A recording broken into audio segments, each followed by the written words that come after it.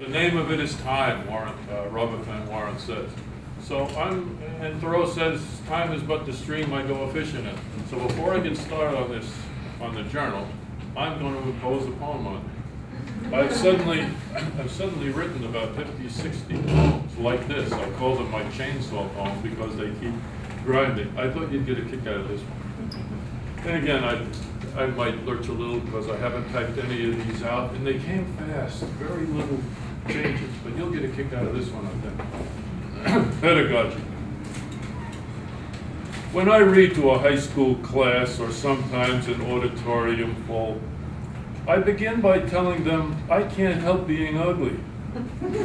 That I know at 70 that I remind them of a melted down version of their parents, but that I read a letter in the newspaper just the other day wherein a teenager said he was sorry now that his grandfather was dead, that while Gramps was around, he, the teenager, didn't pay more and better attention to the old man because now he missed him.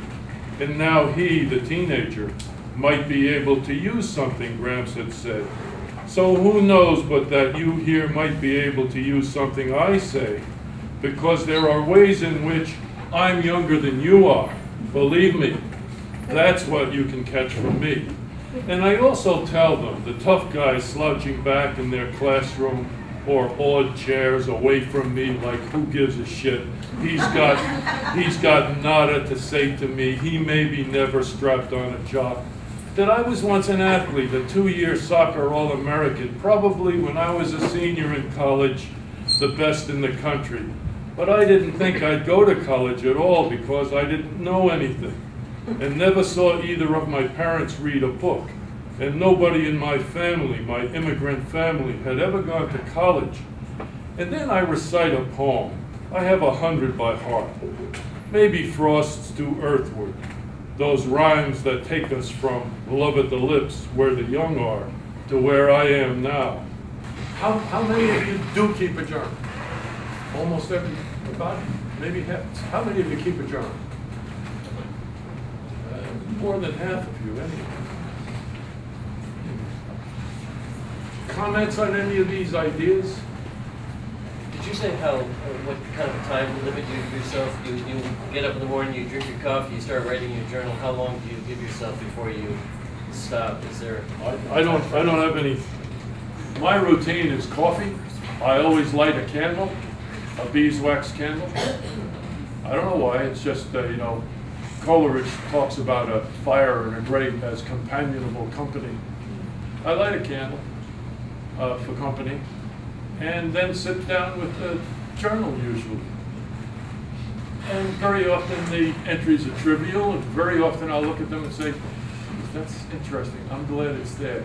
Hold on to it, journal. But no particular time. Sometimes I'll write in it, you know, for an hour straight. Like once in a while I open up, very few times have I read anything but once in a while I'll just open up my journal and show a friend and I'll say, hey, do you write like that without scratching things out or anything? I guess, and that doesn't mean that every sentence couldn't be improved, but the journal is something else. I mean, it doesn't care about perfection. It just wants to ramble along. Other questions or comments? Yeah. When you got something to say, but you don't really want someone to find that out about you down the road. I've got something to journal. I've got something to say, but I don't know if I want people to find this out about me down the road. So here's where I am now within this dilemma. Should I at this point, you know, you just let it go. And whatever your inner light tells you to do will show up there. You might censor yourself, you might not. Who knows?